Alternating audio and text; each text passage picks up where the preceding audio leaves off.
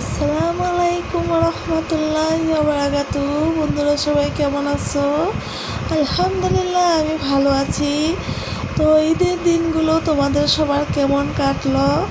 আমার আলহামদুলিল্লাহ বেশ আনন্দেই কেটেছে, পরিবারের সাথে কাটিয়েছি, একসাথে খানাপিনা করেছি, মাংস বন্টন করেছি, গরিবদের মাঝে বেশ স্বাচ্ছন্দ্য অনুভব করেছি।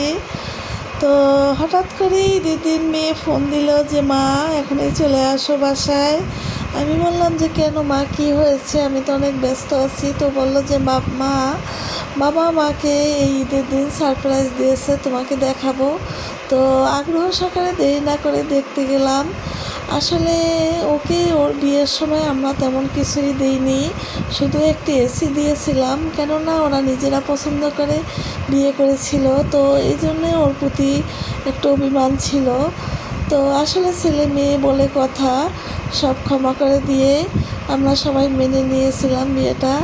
তো যাই হোক, ওকে ওর বাবা সুন্দর একটা ডাইনিং টেবিল এবং একটা এসি, এই এসি তো আগেই দিয়েছিল, বাট কিন্তু এবার এনেছে বড় একটা ফ্রিজ।